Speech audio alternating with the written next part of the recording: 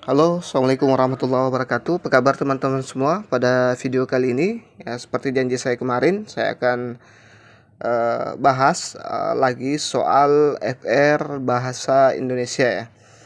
Insyaallah tahun 2023 ini kita lulus semua, amin. Terutama subscriber saya ya. Soal ini jarang alfa ya di setiap ujian-ujian bahasa Indonesia, baik itu ujian PPG maupun ujian P3K. Buktinya kemarin ada ya. Jadi bagi teman-teman yang ingin belajar lagi, silahkan tonton video yang tryout saya ya. Tryout saya itu 80 nomor, itu bagus sekali ya. Teman-teman bisa lihat komen-komen di situ. Pasti mereka mengatakan mirip, sangat mirip dengan soal-soal P3K 2021 kemarin. Dan tonton juga FR ya. Ketikkan saja di YouTube FR P3K Bahasa Indonesia, itu akan muncul semua video saya yang membahas tentang FR kemarin. Baik, bagi yang baru bergabung, mohon bantuannya untuk klik subscribe, like, dan bantu share. Nah, di sini yang saya akan bahas adalah soal mengenai puisi ya. Jadi puisi itu ada banyak ya, ada gurindam, ada beberapa macam lainnya di puisi lama ya. Jadi puisi ini muncul kemarin di P3K, cuman soalnya saya update lagi ya.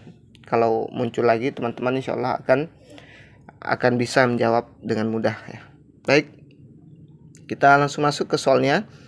Berikut ini yang bukan ciri-ciri dari syair adalah: A. Memiliki sampiran di dua larik pertama. B. Semuanya adalah isi. C. Berirama sama. A berirama ya. D. Berisi tentang nasihat, cerita, kisah, atau nilai kehidupan. E. Tiap bait memiliki 4 larik baris. Nah, kira-kira dari soal ini yang mana yang bukan termasuk ciri-ciri dari syair ya? Bagi teman-teman yang guru bahasa Indonesia, saya yakin sedikit banyaknya pasti tahu jawaban yang tepat ya.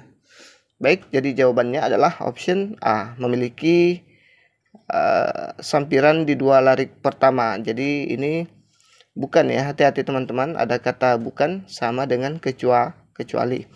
Oke, ini opsi A merujuk ke ciri-ciri dari pantun. Nah, ya, opsi A itu dia lebih merujuk ke ciri-ciri pantun. Sedangkan opsi B, C, D, dan E merujuk ke ciri-ciri syair. Nah, berikut ini adalah aturan syair. Memiliki 4 baris larik ya. Memiliki 4 baris larik ya, ini dia.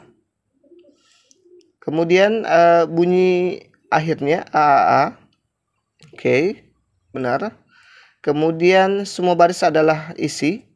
Ya, semua baris adalah isi ya. Kalau pantun dua larik itu bukan isi, kayak pengantar. Kalau dua baris lainnya itu baru ada isi. Kemudian berisi tentang nasihat, cerita, kisah, atau nilai kehidupan. Nah, ini dia. Berisi tentang nasihat, cerita, kisah, atau nilai kehidupan. Jadi kalau teman-teman nanti menemukan soal seperti ini, langsung bisa dijawab. Oke, kita lanjut ke soal berikutnya. Tolong berkomentar ya kalau saya keliru atau seperti apa, dan beri saya semangat ya biar tetap bisa membantu teman-teman latihan sebelum ujian nanti. Nah, ini ada soal satu, puisi lama 1 ya. Puisi lama 1, ada gula ada semut, yang bernama Alda memang imut. Puisi lama 2, wahai adinda lentera hatiku, dekaplah hamba yang sedang pilu, karena gagal diangkat mantu oleh terhormat ayah dan ibumu. Oleh yang terhormat ayah dan ibumu ya. Nah, pertanyaannya adalah, perbedaan kedua puisi lama di atas adalah: A. Puisi lama 1 disebut pantun, sedangkan puisi lama 2 disebut syair. B. Puisi lama 1 disebut gurindam, sedangkan puisi lama 2 disebut pantun. Kemudian C. Puisi lama 1 disebut karmina, sedangkan puisi lama 2 disebut talibun. D. Puisi lama 1 disebut pantun, sedangkan puisi lama 2 disebut gurindam. E. Puisi lama 1 disebut karmina, sedangkan puisi lama 2 disebut syair. Nah, ini kalau kita kurang paham atau sulit membedakan antara pantun, gurindam, karmina, kemudian talibun, itu pasti akan sulit menentukan dia berada di bagian mana ya teman-teman. Oke, kalau teman-teman sudah jawab, kita lanjut ke pembahasan atau jawaban yang ada di sini. Nah, jadi jawaban yang tepat adalah option E, yaitu puisi lama 1 disebut karmina, sedangkan puisi lama 2 disebut syair ya. Jadi ini ada dua, yang satu itu karmina, kemudian yang kedua adalah syair. Ini isi semua ya. Oke, coba kita lihat pembahasannya. Puisi 1 disebut karmina karena terdiri dari 2 baris berakhiran AA dan berisi canda atau jenaka. Nah, karmina itu selalu berisi canda atau jenaka ya, berakhiran AA, selalu berakhiran AA. Sedangkan puisi 2 adalah syair karena memiliki ciri-ciri sebagai berikut. Yang pertama, memiliki 4 baris larik. Yang kedua, bunyi akhirnya AAA. Yang ketiga, semua baris adalah isi. Yang keempat, berisi tentang nasihat, cerita, kisah, atau nilai kehidupan.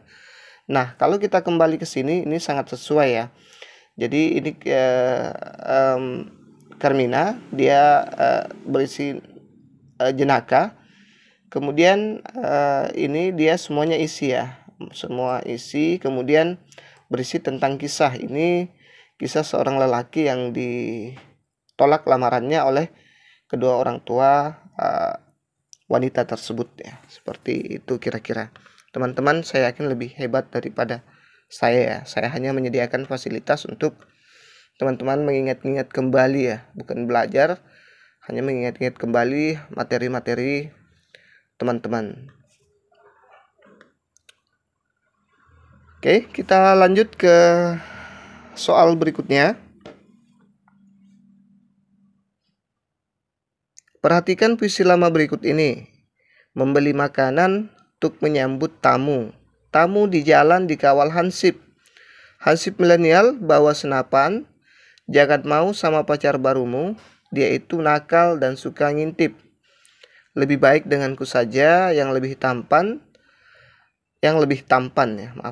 Jenis puisi lama tersebut adalah A. Gurindam, B. Talibun, C. Karmina, D. Pantun, E. Seloka. Nah, kira-kira yang di atas ini dia apa? Apakah gurindam, talibun, karmina, pantun, atau malah seloka? Nah, ini dia. Oke, saya yakin teman-teman sudah mengunci jawabannya. Kita langsung lihat jawaban yang saya punya. Nah, ini dia. Dia termasuk talibun ya. Jawaban yang benar adalah option B. Dia termasuk talibun. Coba kita lihat pembahasannya. Puisi lama tersebut berjenis talibun karena memiliki ciri-ciri khas sebagai berikut. Talibun disebut juga pantun genap 6, 8, 10 atau 12 baris. Jika talibun terdiri dari 6 baris, 3 baris pertama adalah sampiran dan 3 baris berikutnya adalah isi. Nah, coba kita lihat, kita hitung apakah ini benar 6 baris. 1, 2, 3, 4, 5, 6. Ini 3 baris pertama adalah sampiran. Nah, kita lihat membeli makanan untuk menyambut tamu. Tamu di jalan dikawal hansip. Hansip milenial membawa senapan. Nah, ini sampiran ya. Kemudian 3 baris terakhir adalah isi. Nah, isinya adalah jangan mau sama pacar barumu. Dia itu nakal dan suka ngintip. Lebih baik denganku saja yang lebih tampan. Nah, ini dia isinya. Oke. Seperti itu ya, teman-teman.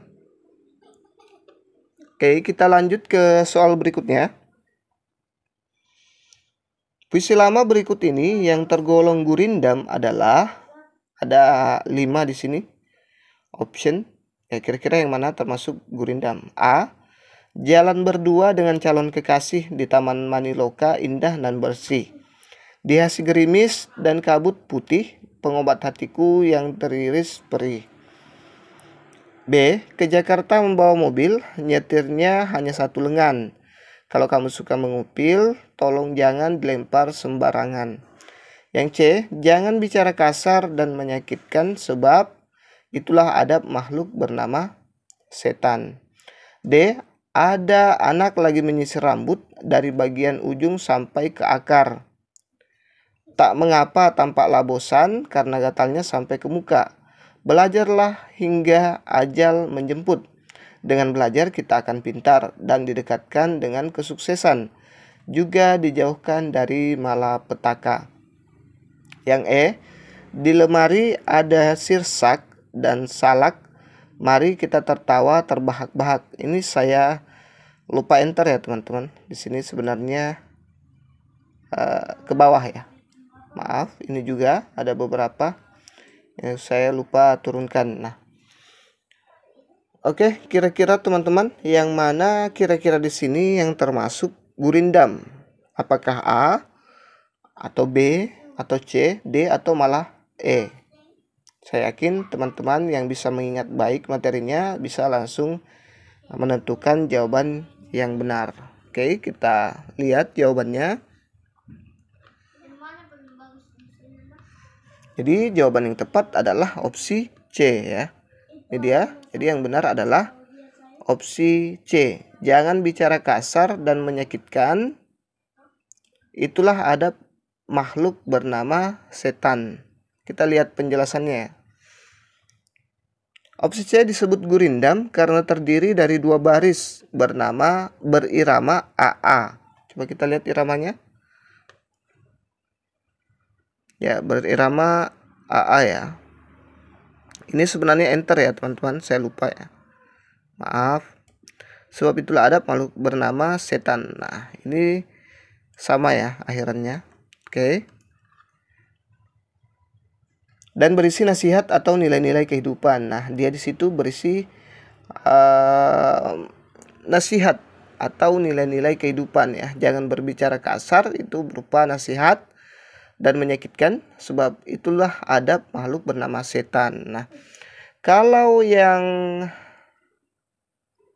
option A dia termasuk syair ya, berisi 4 baris ya. Kemudian yang B dia pantun. Nah, ini pantun. Kemudian yang option D dia termasuk talibun ya, baru saja kita bahas tadi di atas. Kemudian yang E dia termasuk karmina. Nah, ini dia jenaka ya. Selalu jenaka kalau dia karmina. Kalau yang talibun itu ada 6, 8, 12 ya. Selalunya dibagi menjadi 2, ada sampiran dan ada isinya, teman-teman. Oke, itu saja dulu pembahasan kita untuk persiapan P3K 2023 berdasarkan FR tahun lalu. Mudah-mudahan tahun ini lulus semua. Jangan lupa subscribe, like, dan bantu share kalau memang apa yang saya berikan ini berguna ya. Atau kalau perlu tidak apa-apa kasih super thanks ya teman-teman, biar saya lebih semangat lagi mengupload materi-materi yang berhubungan dengan P3K lainnya. Demikian, wassalamualaikum warahmatullahi wabarakatuh.